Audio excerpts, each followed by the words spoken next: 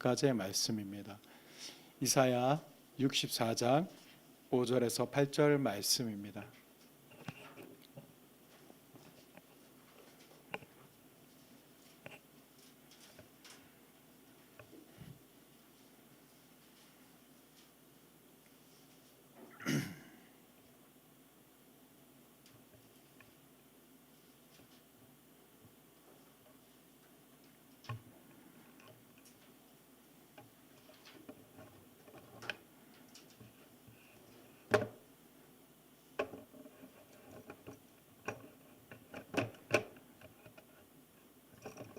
다 찾으셨습니까?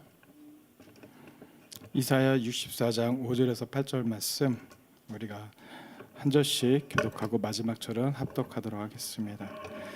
주께서 기쁘게 공의를 행하는 자와 주의 길에서 주를 기억하는 자를 선대하시거늘 우리가 범죄함으로 주께서 진노하셨사오며 이 현상이 이미 오래되었사오니 우리가 어찌 구원을 얻을 수 있으리이까.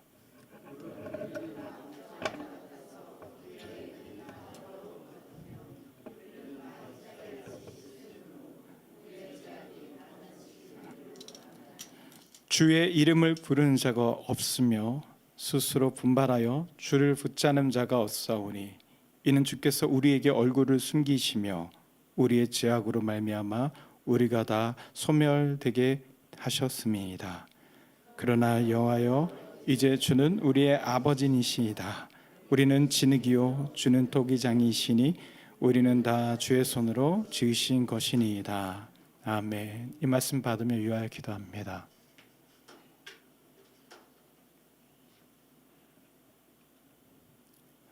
하나님의 말씀이 우리에게 말씀하시는 그것이 우리의 눈에 보이게 하시고 들리게 하여 주옵소서. 우리의 완고하고 교만한 마음들이 스스로 눈을 가리기도 하며 귀를 막으며 내 입으로 소리를 내어 소리 지르며 하나님의 음성을 가리우려 했던 그런 죄인임을 고백하오니 주의 보혈로 씻어주사 정결케 하시고 하나님의 것들이 보이고 들리게 하여 주옵소서. 오직 그것을 바랍니다. 진리의 영이신 성령 아빠 하나님, 각 사람의 지금 임재하여 주시고 기름 부어 주시사 우리의 가로막히는 모든 담들이 허물어지게 하시고 스스로 알 수도 없고 발견할 수도 없는 생명의 진리 하나님의 것에 하나님의 나라에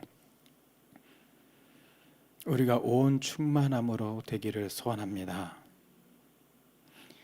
우리 가운데 허락하여 주옵소서. 예수 그리스도 우리의 왕이시니 승리로 선포합니다. 오늘 예배 가운데 하나님의 나라 우리가 선포하는 그 영역까지 다 임재하시며 덮어주시며 통치하여 주옵소서. 이 기도 들으시며 응답하여 주시는 선하신 아빠 하나님께 예수 그리스도의 이름으로 기도드립니다. 아멘. 말씀의 제목입니다. 하나님의 세계입니다.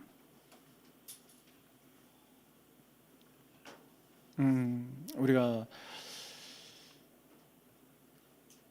참 어쩔 때는 신기하다 싶을 정도로 시온성의 흐름은 하나님 앞에 맞춰져 있고 그럴 수밖에 없고 또 그래야 하는 것이 맞습니다. 여러분 아실까 모르겠지만 대부분의 교회들은 1년 계획을 세웁니다. 그리고 1년 계획 가운데는 어떤 교회 안에 조직의 행사, 그러니까 남전도회, 뭐 교회 체육대회, 여전도회, 뭐 바자회, 하다못해 뭐 김장, 그리고 교회가 이제 어떤 절기들을 지키며 거기에 맞는 또 이런 것을 전하라 하는 이런 자료들도 많이 있고요. 목사님들이 뭐 여호수아를 시작해서 이렇게 하고 뭐 이런 것들이 있습니다. 저는 사실 매우 곤란합니다. 그럴 수가 없습니다. 매주를 말씀을 받아야 하며 그 매주에 모이는 흐름 속에서 결국은 그 연도에 주신 하나님의 표가 그대로 이끌어 가신다는 것들이 지나봐야 그 흐름이 생기죠. 그러니까 길을 내야 나중에 길의 흐름이 보이듯이 우린 그러합니다. 우린 하나님의 세계에 살아야 합니다. 그리고 살고 있습니다. 소경은 자기가 얼마만큼 왔는지, 어디로 가고 있는지 알지 못합니다. 다만 이끄는 자가 있다면 그 이끄는 자의 손을 의지하여서 나아가게 되겠죠. 우린 소경과 같습니다. 그러나 우리가 이 하나님의 세계를 볼 수 있는, 바울의 눈곱을 덮인 것이 벗겨져서 그 전에 예수를 박대하는 열심으로 자기가 진리라고 믿었던 모든 것을 회개하고 하나님의 사도로서 주 예수 그리스도를 고백하며 죽기까지 나아갔던 바울처럼 오늘 우리도 그 하나님의 세계에 소경된 자가 아니라 밝힌 눈을 뜨고 주 예수 그리스도를 날마다 확인하며 고백하며 힘차게 함께 나아갈 수 있는 하나님의 세계를 사시는 그 능력의 시간 되시기를 예수 이름으로 축복드립니다. 첫 번째입니다. 우리 창조 세계의 근원에 대해서 이해하기를 원합니다. 하나님의 세계라 하였죠.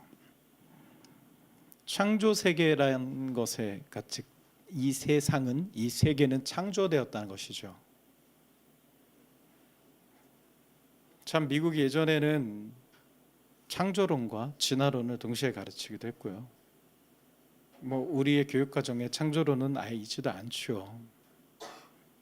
오늘은 어떤 그런 무엇이 옳다라는 근거적인 제시라든지 증거의 제시라든지 이런 것이 아닙니다. 그런 것을 다 배제하고 우리 중심적인 흐름, 중요한 것만 좀 짚어가고자 합니다. 딱 잘라서 이 세계는 여호와 하나님의 손의 말씀으로 창조되었습니다. 창조 세계의 그 요람은 성경입니다. 여러분이 아는 현실 세계, 현실 세계라 말하고 있는 여러분의 그 현실 세계 정의는 여러분의 삶과 인생이죠. 그것은 그냥 여러분 개인의 세계일 뿐입니다. 통계적으로 80억 넘는 인구가 지금 지구상에 살고 있지만 그 세계는 단일화되고 어떤 공동화되지 않습니다. 각자 개인의 삶이 그냥 자신의 세상입니다.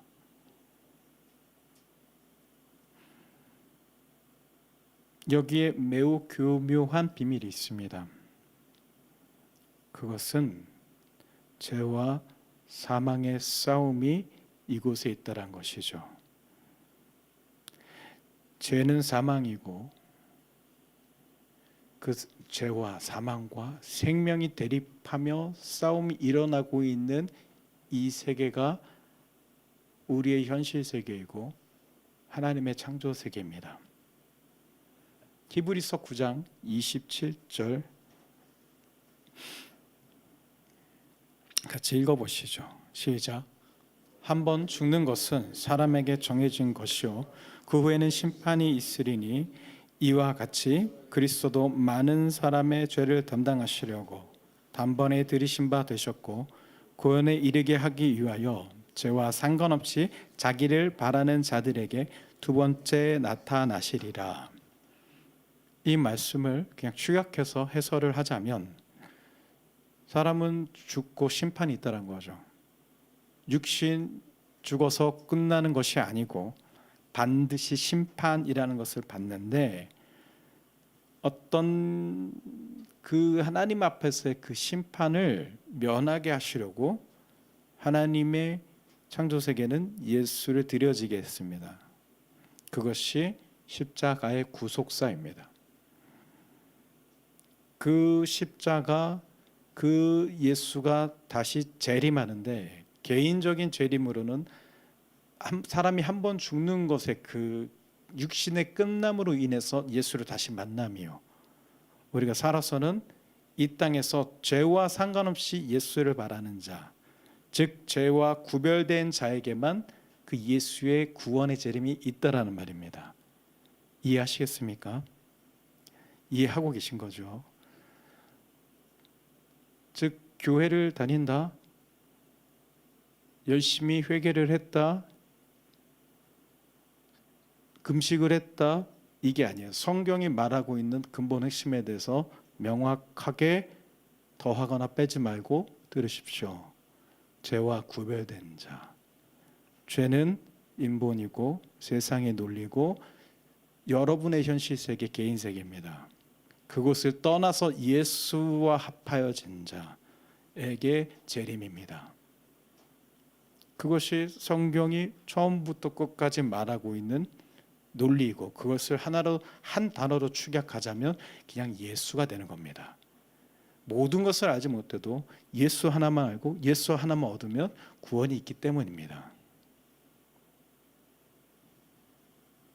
성경은 처음부터 끝까지 이 구조 가운데서 영적인 대립을 계속 강조하고, 여러분 즉 예수 그리스도의 이름을 받은 자들이 이 구별됨을 통해서 이겨야 한다는 것을 명령하고 있습니다.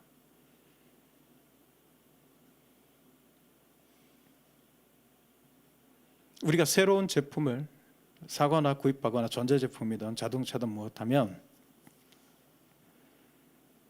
그곳에서 그 제품 사용 설명서에 명시된 대로 우리는 그것을 사용해야 합니다. 제가 예전에 고아원에 가서 그 돈가스가 메뉴였어요. 돈가스인데 카레 돈가스인데 그 좀 격식을 차린다고 스프도, 돈가스 먹기 전에 왜 스프 주잖아요. 그런 것처럼 그것도 만들었는데, 평소에 잘 알고 있다가 그날 왜 착각을 해서 그런지 뜨뜻한 물에 스프가루를 푸는 거예요. 여러분 그거 아십니까? 그 오뚜기 스프 가루는 찬물에 풀어야 풀어집니다. 뜨신 물에다 그 가루를 넣으면 그대로 열로 뭉쳐버려요. 근데 그게 스프가 70인분 80인분이란 말이죠. 고아원에 가서 하는 거니까요. 이따만한 채반의 덩어리를 다시 또 그 안에서 이렇게 해가지고 이따만한 국자로 그걸 또 뭉친 걸 풀어내면서 고생을 했죠. 거기 분명히 써 있어요. 찬물에 푸십시오. 하는 대로 안 하면 망합니다. 제가 미국 땅에 가서 운전을 했을 때 제가 우스갯소리를 했잖아요. 정말로 내비에서 딱 하는데 권홍이 옆에서 봤어요. 뭐 몇 마일이라고 하죠. 몇 마일. 미국에서 그 길이나 단위를 잴 때는 우리처럼 킬로미터가 아니고 몇 마일이죠. 몇 마일 후에 우회전입니다라고 하는 거예요. 그래서 권홍이 옆에서 계산해 줬어요. 전사님 570km 후에 우회전이래요.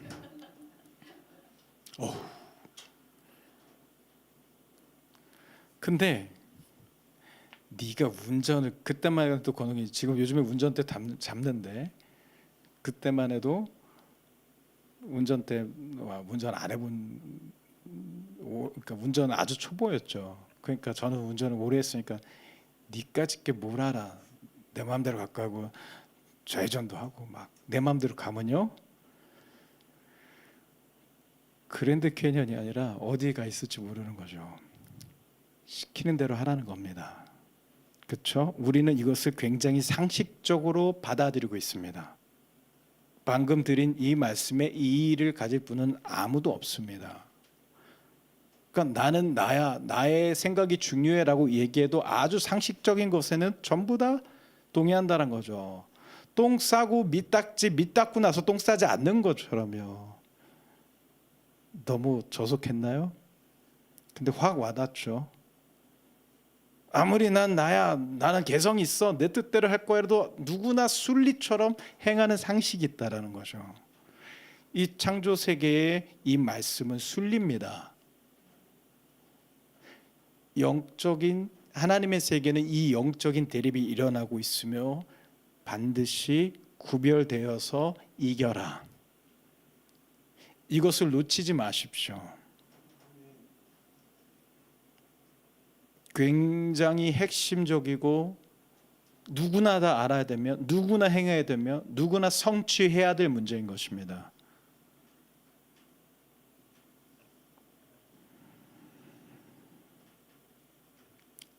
이 싸움 가운데서 사단이 한 정책은 무엇일까요? 사단이 행한 방법들. 사단은 하나님을 공략하고 이기는 것이 아니라 사람을 공략하고 사람을 상대해서 하나님 앞에 대적하기로 결정했습니다. 요한복음 8장 44절입니다. 너희는 시작 마귀에서 났으니 너희의 아비 육심대로 너희도 행하고자 하느니라.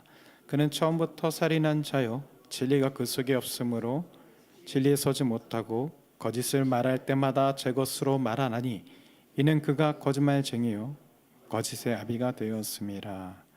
아멘. 자, 따라합니다. 우리 아버지는 벌써 눈치챘어. 우리 아버지는 마귀입니다. 훅 줄어들죠. 뭔 얘기냐? 자, 예수 그리스도의 십자가의 영접으로 인해서 우리가 뭐라고 하죠? 중생했다고 하죠. 중생의 뜻은 뭐예요? 거듭나다라는 것인데 우리말로 풀면 다시 태어난다라는 거죠. 다시 태어난다. 왜 다시 태어나야 되는지 아십니까? 그전에는 우리 아버지는 마귀였기 때문입니다. 내가 그리스도와 함께 십자가에 못 박혔느니 그런즉 이제는 내가 사는 것이 아니며 그 내가는 마귀의 자식이었던 나인 겁니다. 이것을 풀이하자면 구약적인 모형론을 보자면 애굽에서 종살이에서 그들에게 종되었던 다시는 무서워하는 종의 영을 받지 아니하고 했던 그 마귀의 영을 받은 자, 혈통적으로나 육적으로나 영적으로 죄와 묶여서 영원히 심판받을 그 사단의 자녀로 같이 심판받을 수밖에 없는 자, 그 자가 예수로 인해서 다시 태어나야지만 비로소 마귀의 자식이 아닌 거죠. 그렇다면 마귀의 자식으로서의 정체성과 특징은 무엇인가?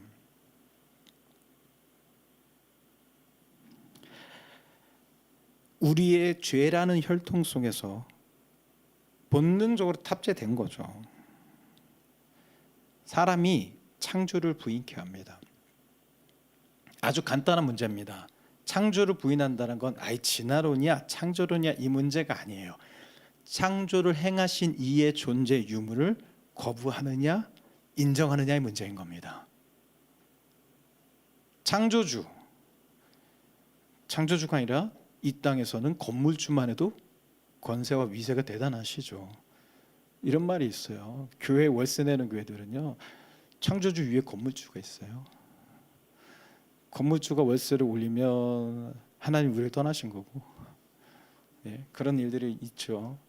건물주도 대단한데 창조주라는 건 뭐예요? 결국은 세상의 주인이 있으시다는 거죠. 세상의 모든 개념, 현실, 그 어떤 심판의 유무가 존재해버린다는 거죠. 그래서 사단이 말하는 것은 창조를 사람을 믿지 않게 의심하게 한다는 거죠. 사람의 마음을 차지한다는 겁니다. 자, 다 잊어버리셔도 좋습니다. 하나만 기억하십시오. 사단이 하나님의 창조세계 안에서 하나님과 대립하기 위해서 선택한 것은 사람의 마음을 차지한 것입니다. 여러분, 사람의 마음이란 것은 여러분의 감정과 생각입니다. 사단은 사람의 마음을 차지했습니다. 죄의 혈통 속에서 기본적으로 창조를 부인하도록 만들어놨습니다. 그러면 어떻게 되느냐? 내 마음 안에 혈통적으로나 그 생각과 감정에서 기본적으로 하나님을 받아들이지 않도록 차지한 이것이 여기 있음으로 인해서 진리가 복음이 와도 이것이 받아져지지 않습니다. 영향을 주지만 원주인이 여기 안에 있기 때문입니다. 씨 뿌리는 자의 비유에 보았을 때도 복음은 뿌려집니다. 오나 어떻게 됩니까? 사단이 길가에서 죽어가 버리고요. 돌짝밭 때문에 뿌리를 내지 못하고요.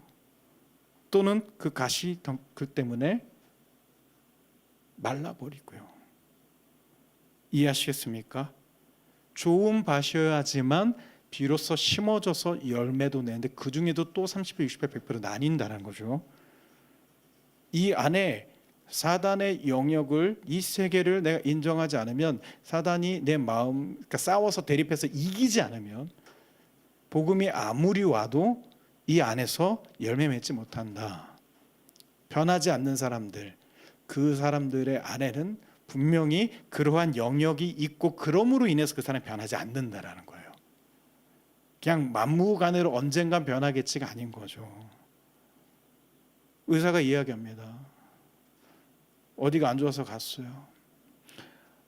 아침에 일찍 일어나서 운동하시고 하루 세 끼 꼬박꼬박 챙겨 드시고 술 담배 하지 마시고 건강한 거 좋은 것만 입에 드세요. 여러분, 이게 맞는 얘기입니까? 내가 눈이 침침해서 갔는데,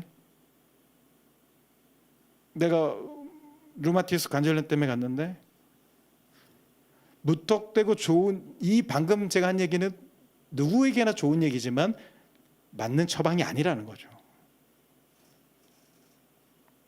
그냥 교회를 열심히 다녔고 말씀을 그렇게 들었는데 왜 안 바뀌어요라는 거는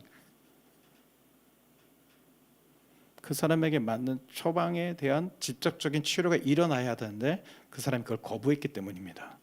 그 거부의 근원이 뭐냐? 방금 말씀드린 대로 사단이 마음을 차지했기 때문입니다. 그래서 진리가 대신 들어가지지 않아요. 진리라는 건 뭐예요?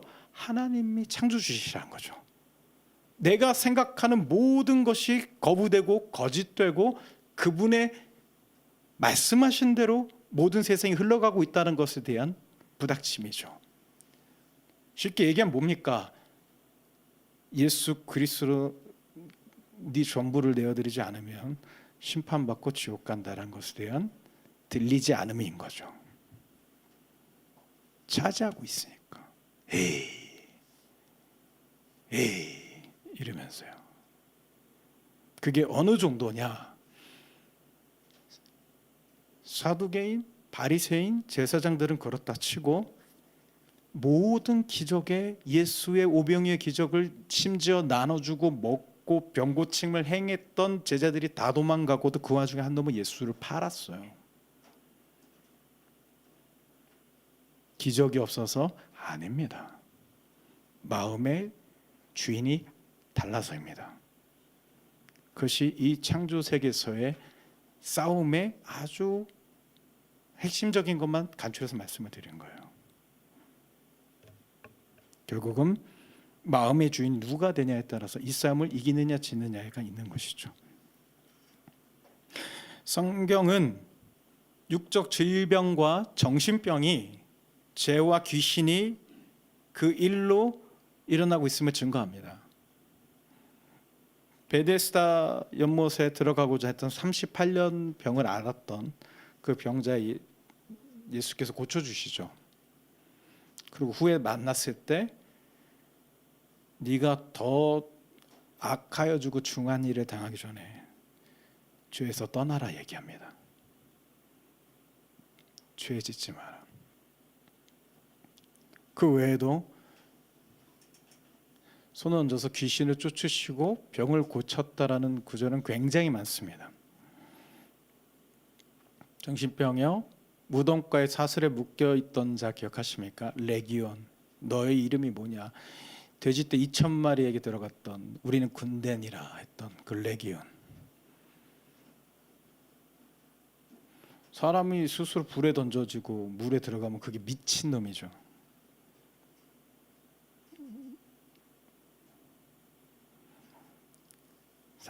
귀신은 사람의 생각과 마음과 정신에 관여합니다. 그래서 정상적인 사람이라면 하지 않을 짓들을 하죠. 전에도 몇 번 간증했었지만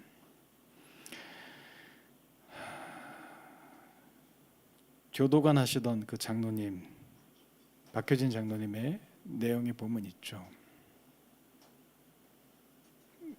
일가족을 살아야 자신의 친가족과 뭐 삼촌 내외 아이까지 다 죽여서 6명인가를 그 옛날에 그 조그만 마당 딸린 전원주택에서 죽였던 그 살인범인데, 경찰이 계속 공범을 대라고 한 거예요. 너 공범 어디 있어? 공범도 한 명이 아니지. 왜냐하면 그 겨울 땅에 사람 혼자서 6사람을 묻어서 흔적을 느낄 정도로 겨울 땅이에요.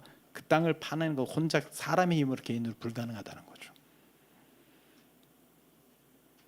그 간증에 보면 이렇게 있어요. 삽을 땅에 딱 대면 귀신이 눌러줘가지고, 그래서 그 사람 정신병으로 분류되죠.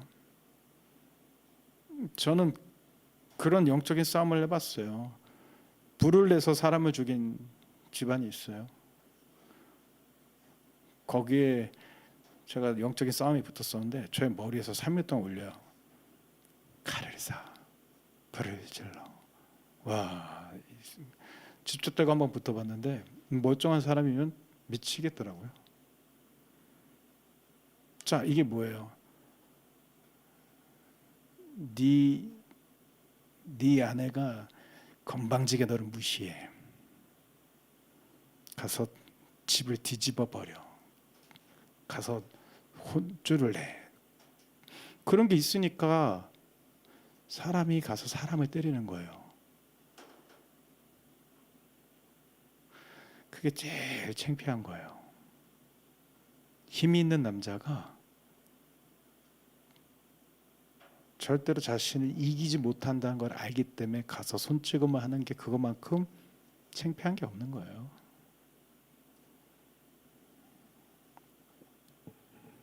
그게 다 무슨 일이에요? 귀신의 일이에요.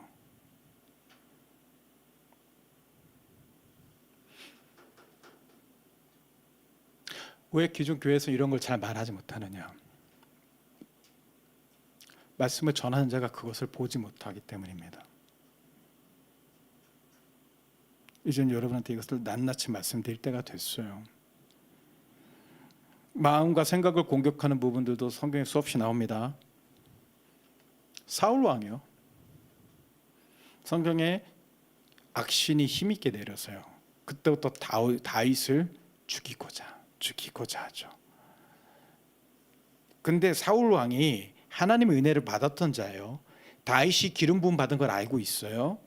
엔겔이 그 동굴과 광야에서 다윗이 자기를 살려줄 때 정말 감동해요. 사울 왕이 내 아들아 너는 진정 하나님 기름 부은 자가 맞구나. 나는 너를 박대하고 죽이려 했으나 너는 나를 살리는도다.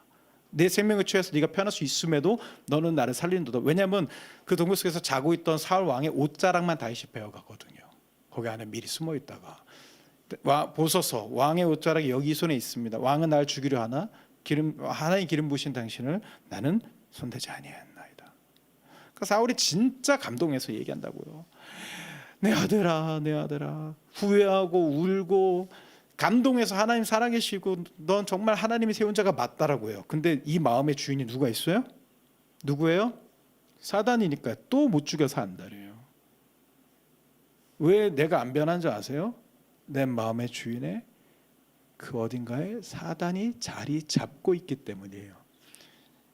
이것이 창조세계의 현실입니다. 여러분은 이것을 얼마나 지금 받아들였습니까? 요한복음 8장 32절에 보면요, 진리를 알지니 진리가 너희를 자유롭게 하리라 했습니다. 여러분, 진리라는 것은 성령이십니다. 하나님의 영이십니다. 예수 그리스도로 영역을 확보해야만 소유할 수 있는 것입니다. 그렇다면은 여러분이 자유롭지 않은 수많은 영역들에 대해서는 진리를 소유하지 않은 것이고요. 즉 예수께 주인 되어 드리지 못한 영역 싸움에서 아직 그게 있다라는 거죠. 예수를 부인하면 꿈도 못 꿀, 나를 위해서 십자가에서 죽고 다시 사신 나의 부활의 주님 예수 이름만으로 구원의 이름을 나는 믿습니다라고 고백한 자들이 아직 내 고집과 혈기와 혈통의 그 사단의 공격에 그 마음의 영역에 대해서 아직 예수의 영역이 되지 않았기 때문에 작용하는 겁니다. 이것에 대해서 내가 얼마나 받아들이고 적용하고 있습니까? 다시 얘기했지만 초장에 하나님의 이 말씀을 너희가 진리로 구별되어서 그 사단을 이겨라 라고 하는 것은 우리에게 권고가 아니라고 말씀드렸어요.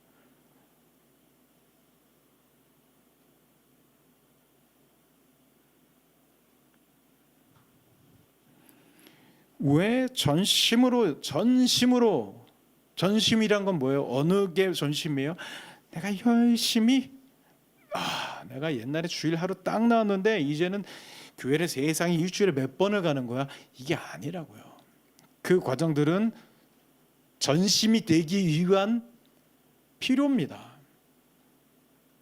공부를 목적하고 설정한 애들이 내가 오늘 책상에 몇 시간 앉아 있을까로 스스로 만족하지 않아요. 내가 원하는 점수에, 내가 원하는 그 수학의 목적성에 내가 이뤘냐 안 이뤘나의 문제인 거예요. 그러니까 나는 이번에 이 영어를 95점을 받아야겠어. 아니면 그러니까 기준이 되는 토익이나 토플의 어떤 것에 대해서 내가 점수를 이 정도로 지금 해야겠어. 그럼 나는 오늘 2시간이나 책상에 앉아 있었어요. 예완아, 저는 오늘 기타를 2시간 쳤어요. 아닌 거예요.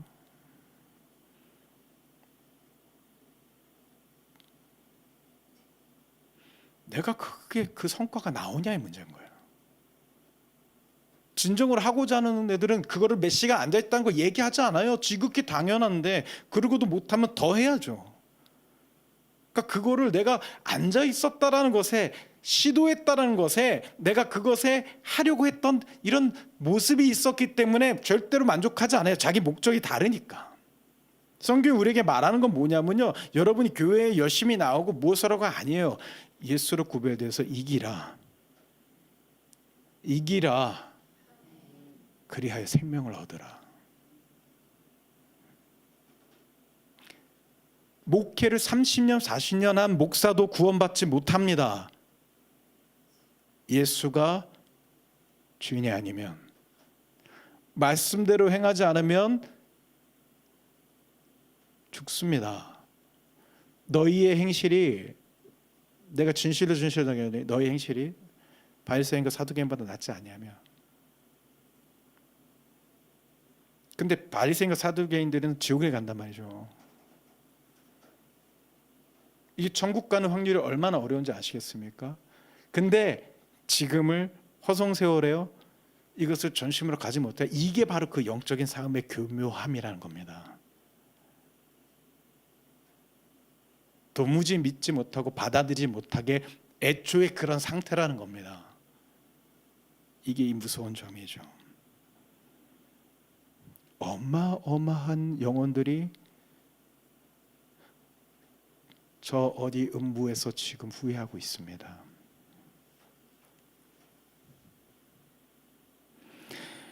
왜 전심으로 예수를 받으라 하는가? 예수당이었던 그 당시에 예수교, 유대교와 예수교로 나뉘었으니까요. 이제 예수 오시고 나서요, 예수당이었던 아나니아 그 삽비라처럼요, 무슨 소리 듣습니까? 예수당이고 헌신을, 자기 소유를 땅을 팔아서 헌시까지 하는 이들에게 베드로가 한 얘기가 무엇입니까? 너는 어찌하여 마음에 사단이 가득하여? 라고 얘기합니다. 그렇게 마음에 사단이 가득하면 사단이 이깁니다. 그리고 그 싸움은 끝까지 이어질 겁니다.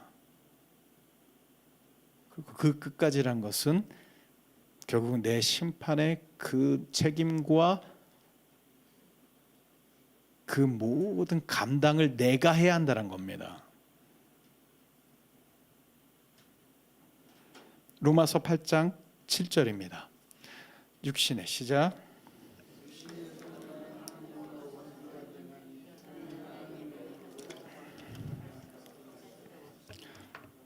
분명히 얘기합니다. 육신의 생각이란 건 뭐예요? 딱 하나입니다. 하나님 말씀하시는 원리, 성경이 말하고 있는 원리와 그걸 벗어난 모든 것이 육신의 생각입니다. 즉 하나님의 이 창조 세계의 근원이 되는 이 성경을 떠난 모든 논리와 원리와 내 생각에는 이라고 말하느냐. 내 생각에는 그 옛날에 그 무풍지대인가 드라마에 그 김두한 나올 때 이정재하고 뭐 이렇게 나오는데 춥대요.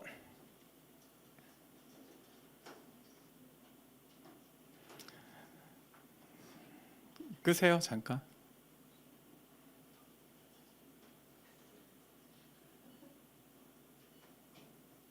거기 보면 이 얘기가 나오죠. 에휴, 데모 좀 했다고 설마 죽이겠어? 서대문 형무소에서인가 그러면서요. 그때 정권이 깡패들 싹 다 사형시키고 죽여버려요. 설마 하다가 다 죽더라고요. 설마 하다가. 이 나라 종특이죠. 설마 외세의 침략을 960 몇 회를 받으면서도 한 번도 쳐들어간 적이 없는 이 나라의 이 얼빠진 것을 자랑하는.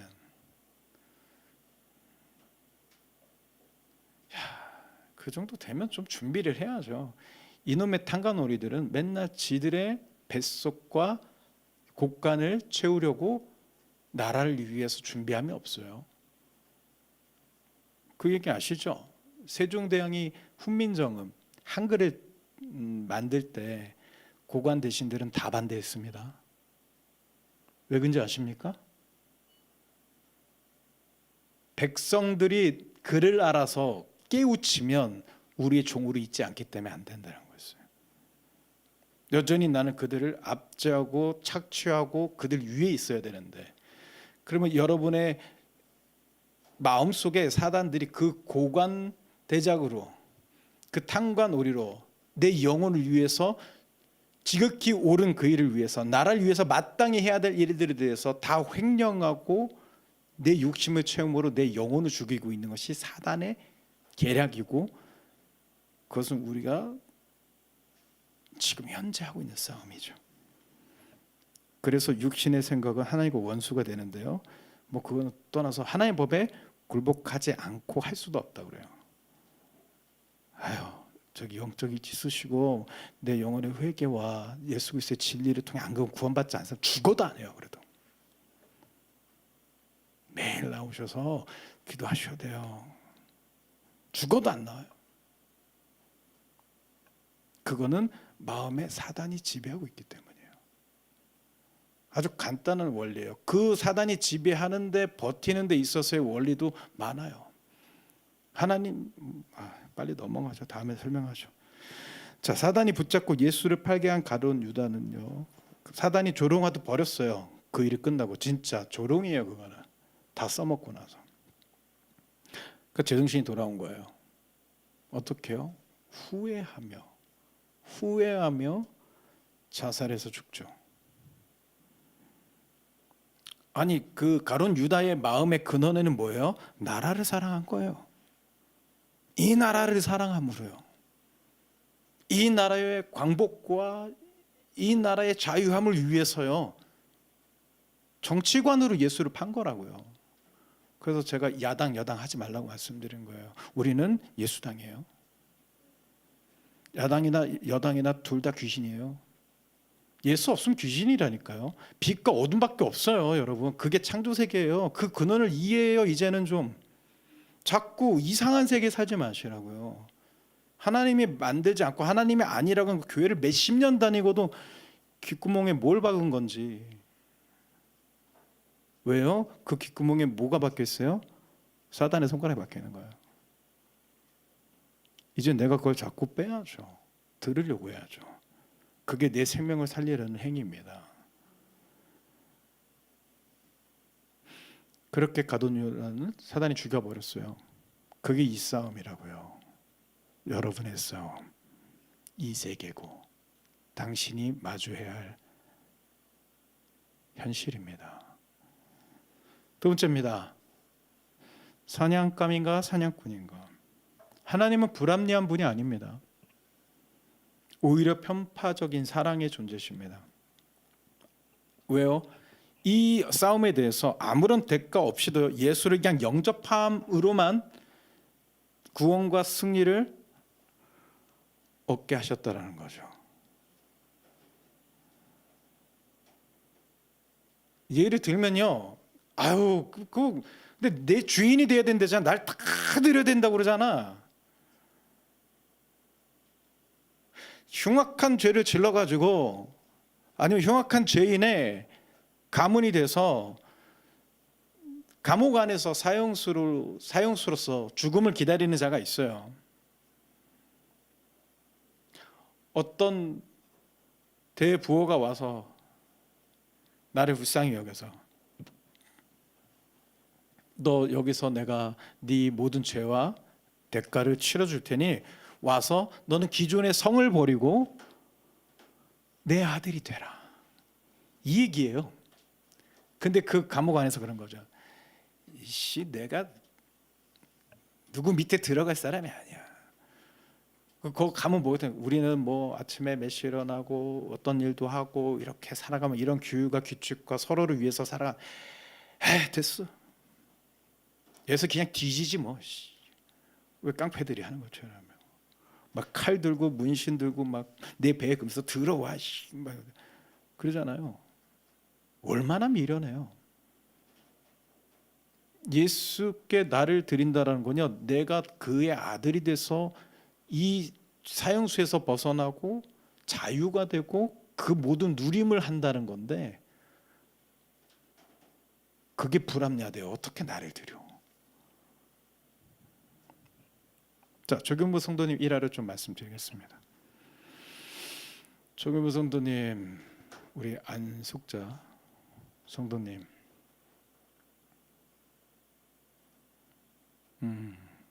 결국은 조경부 성도님의 그 질병 때문에 계기가 되어서 만나게 되었죠. 많은 얘기를 걷어내고 핵심적인 것만 얘기를 하자면, 골육종 암 때문에 이목 뒤에 수술하시고, 여러분 보셔서 알겠지만 오른손이 굉장히 부자연스러우면서 어려웠었죠. 근데 그 시기와 그 당시에 성령이 일하심으로 인해서 조경부 성도님 당시에 마음을 많이 열었어요. 그리고 제가 그 타이밍에 신방에서 가서 대화하고 나누고 사역하면서 그 집안에 있던 것도 많이 끊어냈죠. 막 세세하게 얘기하면 조경부 성도님 그 돌침대가 있어요. 안수자 성도님은 옆방에서 주무시는데 그 돌침대에 시커먼 여인이 하나 누워 있더라고요. 그래서 안수자 성도님이 거기선 도저히 잠을 못 잔다고 그거 쫓아내고 뭐 하고, 하여튼 우상 숭배를 참 많이 한 집안이에요. 집안의 그 영적 터가 느낌이 거의 그 사당 절간 그런 느낌이 난 거죠. 몇백 년 묵은 벽지를 다 뜯어낸, 부적을 다 뜯어낸 느낌을 거기 다 청소하고요. 조경부 성도님이 마음을 활짝 열어서 제가 오는 거를 굉장히 기다리고 반기시고, 저도 성도님 만나러 가니 너무 즐겁고 좋았었어요. 그렇게 성령이 강력히 일해 주시사, 역사하시사, 그 당시에 조경부 성도님에게 완전한 신앙 고백을 했어요. 예수 영접에 고백을 시켰어요. 여러분, 그걸로 버틴 거예요. 그런데 그렇게 하고 나니까 제가 말씀드렸죠. 하나님의 창조세계 근원에는 어떤 게 있다고요? 보이지 않는 죄와 생명의 싸움이 있다고 그랬죠. 제가 가서 그렇게 하니까 이제 사단이 덤비는 거죠.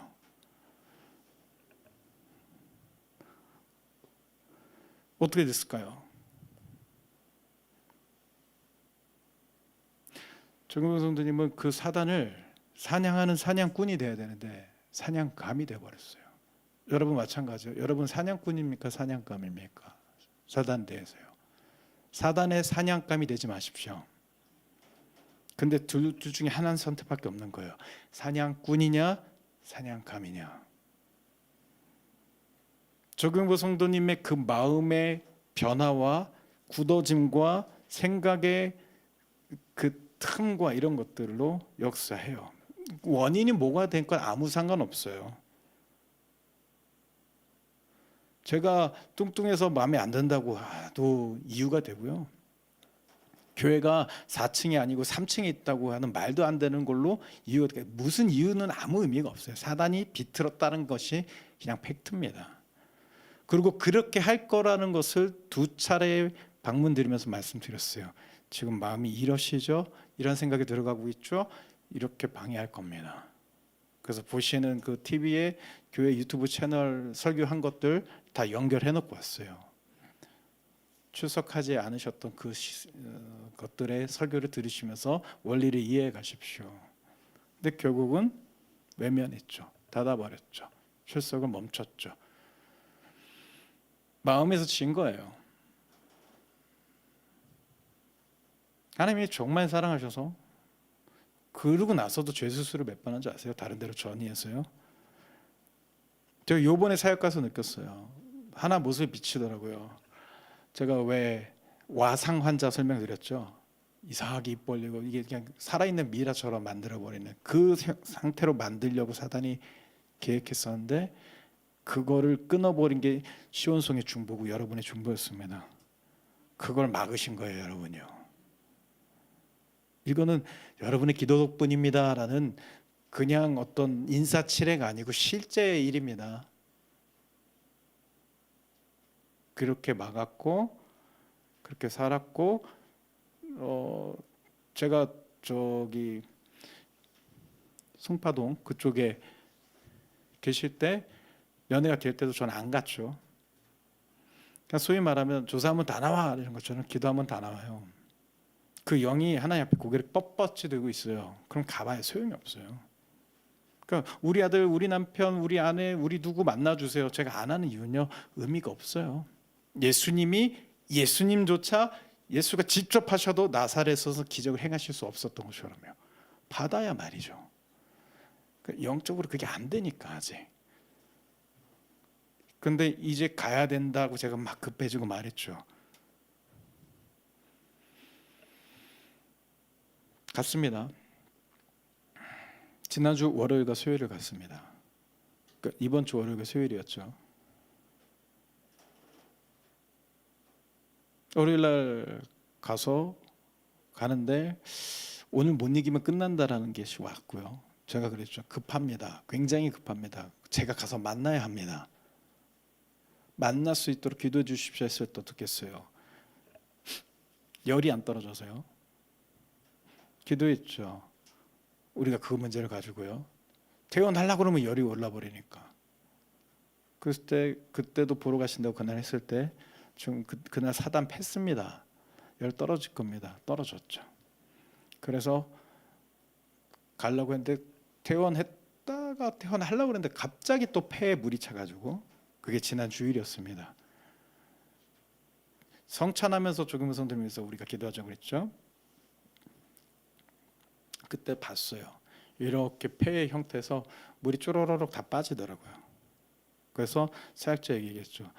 내일 만날 수 있을 것 같아. 준비해. 실제로 물이 빠졌고 퇴원했죠. 그래서 월요일날 갔습니다. 자, 어떤 상태였느냐? 알고도 행하지 않으면 죄가 더 큽니다. 그러니까 사람의 법에도 배고파서 훔쳤어요. 홧김에 미쳤는데 죽었어요. 창작을 해줘요. 근데 이거를 알고도 한 거, 계획적으로 한 거. 그러면 안 된다는 교육이나 그런 것들에 대한 지성과 이성이 있는데도 한다. 그러면 죄가 과중되죠. 그 집안 안에서도요. 영적으로 다른 공간을 사단이 완전히 장악했고 그 안에서 여기에 어떤 굵은 목줄을 잡고 루시퍼가 직접 목줄을 잡고 있어요. 루시퍼가요. 자, 보통 어떤 귀신이 역사한다 하면요, 루시퍼의 밑에 그 누가 잡고 있는 정도예요. 근데 어쨌든 쭉 올라가면 루시퍼일 거니까 그냥 사단에 속했다 이렇게 얘기를 하는 거죠. 루시퍼가 직접 나서는 경우는 없어요. 근데 직접 잡고 있어요. 그 자기의 완전한 자기 영역 안에서.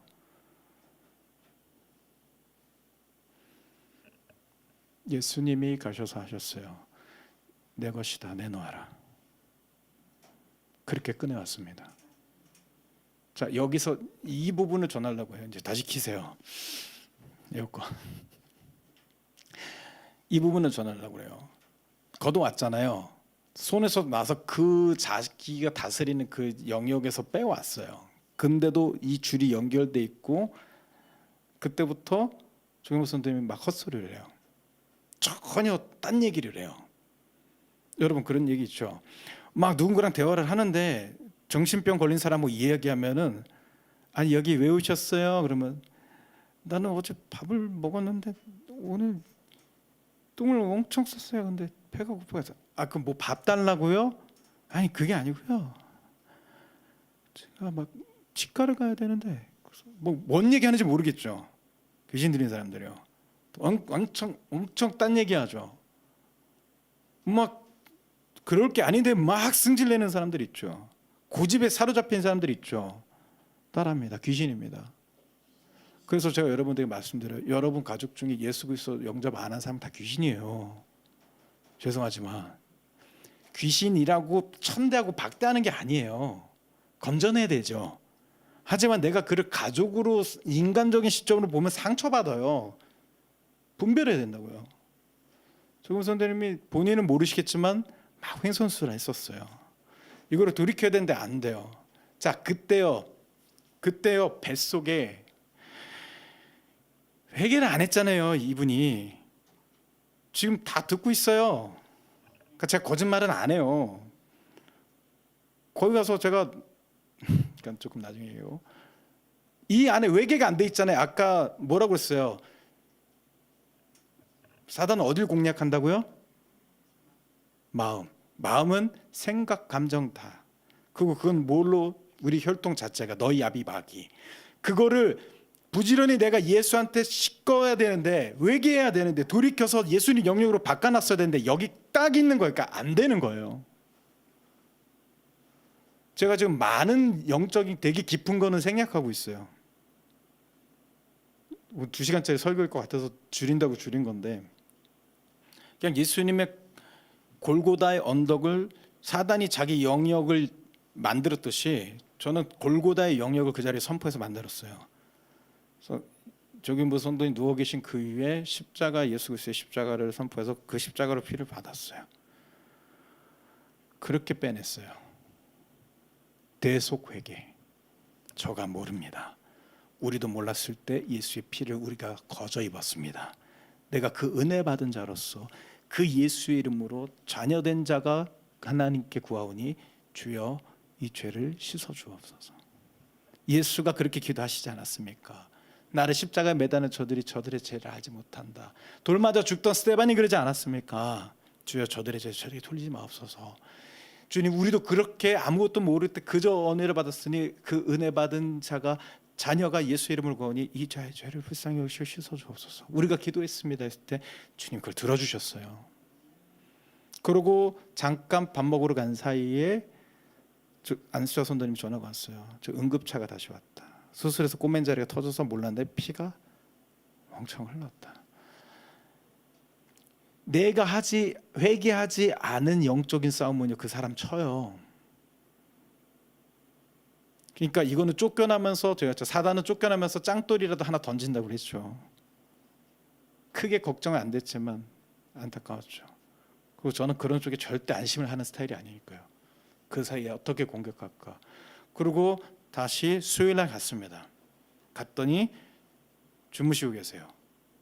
병원 베드를 아예 빌려서 거실에다가 병원 베드 해놓고 주무시고 계셔요.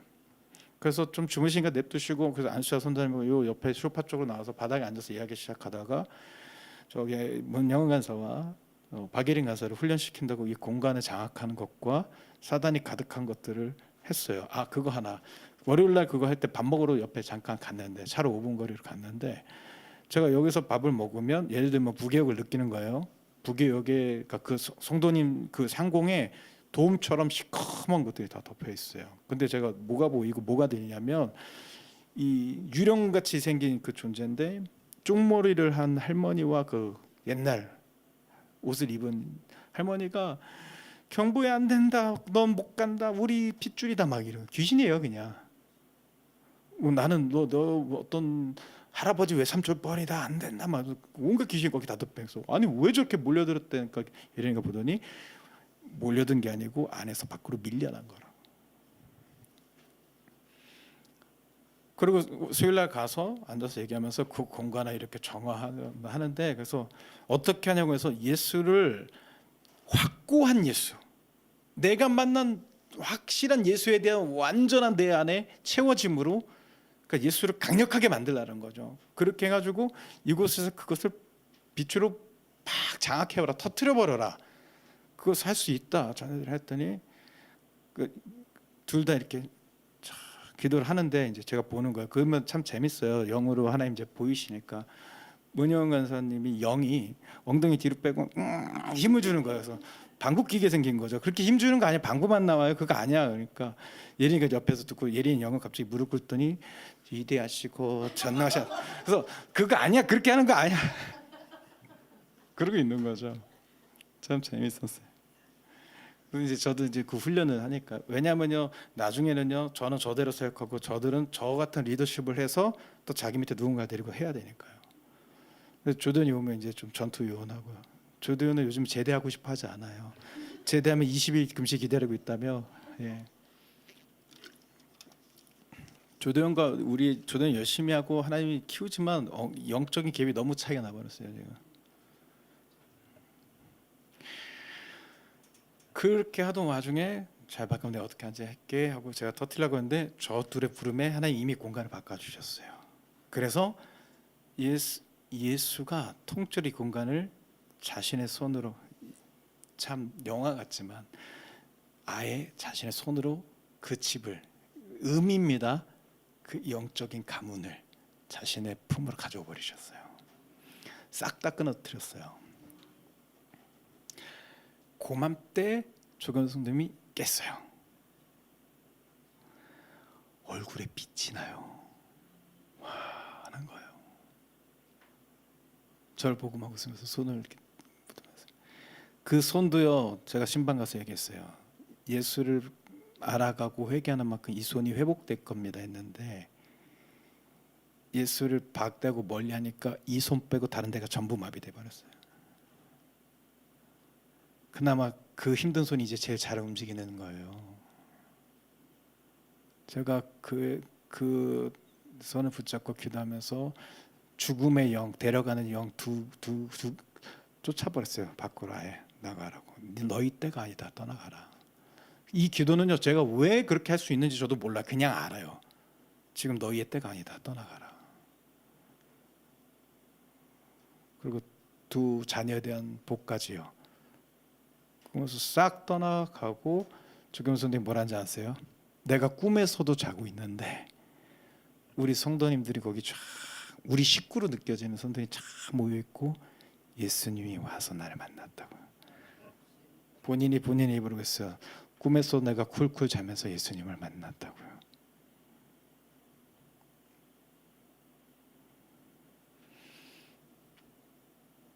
그날 다 쫓아낸 귀신이 어디로 간지 아십니까? 그 집 딸내미한테 갔어요. 전 그 싸움까지 생각하고 준비해요. 우리가 이올로 지사님 같이 기도하면서 그 이올로 지사님 사단 손에서 건져내서 하나님이 올라가고 했을 때 그 영이 나와서 지영이한테 들어갔을 때 지영에 대해서 제가 준비한 것처럼요.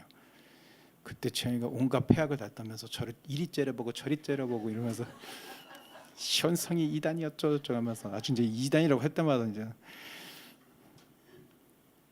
딱 이번 노이소 지사님하고 지영이까지만 참고 다음부터는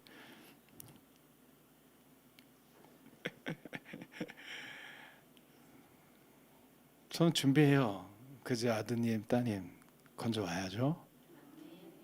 우리 이선주 지사님네 규영이랑 서영이랑 지혜 건져 와야 돼요. 그 외에도 여러분들의 누구들 많이 있죠. 해야 돼요. 그래서 여러분이 해야 되는 거예요. 나머지 수요일 날 해도 되겠다.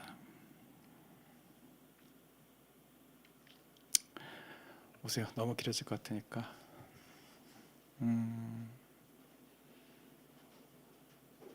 이게 진실한 세계입니다, 여러분. 제가 우리가 이제 그렇게 영적으로 되고 나니까 제가 조금은 손돈이 자꾸 서로 웃으면서 무슨 얘기 하세요? 이제 곧 죽을 사람이 빨리 다 해결하라고, 아들한테 빨리 사과도 하라고. 내가 이거밖에 몰라서 너를 너무 무섭고 강압적으로 키웠다. 아빠 약해지고 나니 참 미안하다. 이따 저녁에 안지사님 온다며요. 빨리 하라고 안지사님한테도 얘기 좀 해야죠. 형님 예수 똑바로 믿으시라고 얘기 좀 하라고. 그때 안수자 성도 같이 웃으면서, 왜요? 이건 죽음이 아니고 잠시간의 헤어짐으로 인식이 되는 거예요. 이분이 언제 떠나갈지 모르지만 하나님 나라 가는 게 정해졌어요. 천국에서 그때 이겼다라고 선포됐어요. 이건 뭐냐면요, 이홀로 지사님 때도 그랬고, 이홀로 지사님을 통해서 제가 훈련받고, 제가 여러분이 아직 이해 못하기 때문에 제가 저와 예수님의 영적인 관계와 사용하신 것을 자세히 설명하지 않았어요. 예수님으로 갔어요. 제가 예수입니다가 아니라 저라는 나귀에 예수님이 타고 가신 거예요. 그렇게 해야 될 그 사역에 통해서 말했죠. 사단이 하나님을 직접 대적해서 이길 수 없으니까 사람을 대상으로 했을 때 이 싸움이, 이 일을 통해서 시온성 하나님의 진리를 선포하는 자들과 이 세상의 거짓의 아비와 통치자가 싸운 거예요. 그래서 여러분의 중보와 사역자들의 섬김으로 하나님의 영광이 선포됐습니다. 이것은 단순 한 개인의 일이 아니라 시대의 마지막 때의 기준으로 싸운 거예요. 과연 세례 요한 한 사람으로 예수의 다시 오심이 준비되는 것이 옳도다라는 것이 나왔어요. 많은 수가 문제가 아닌 거예요. 누군가가 그 진리가 세워졌을 때 하늘은 기록되고 그것이 하나님의 계획이 흘러가요.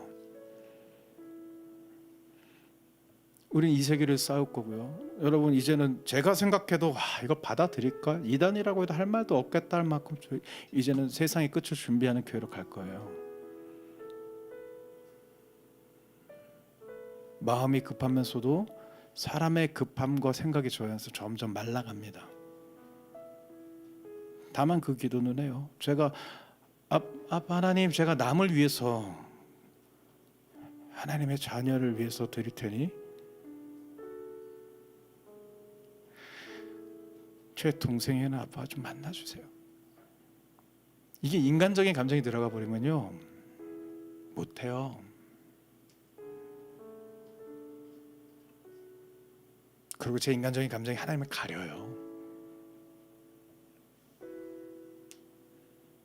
진짜요. 제 동생보다 이선 집사님 큰아들 규영이가 더 밟히고요.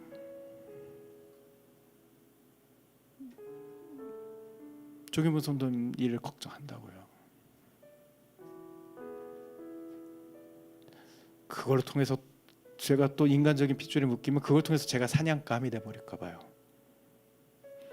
여러분, 사냥꾼이 되셔야 합니다. 이 얘기는 수요일날 좀 더 이어갈게요.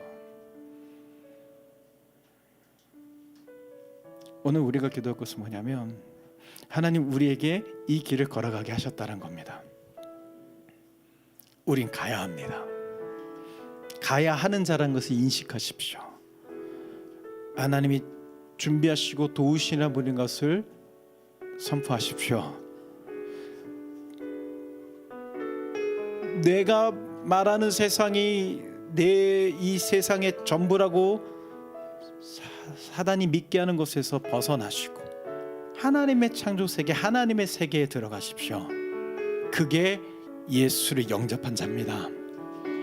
그 세계를 살아가시고 그 안에서 힘있게 살아가시고 그 안에서 능력 있게 예수 이름 쓰시면서 내가 그러한 자 되기를 우리가 오늘 찬양으로 고백하고 기도하겠습니다.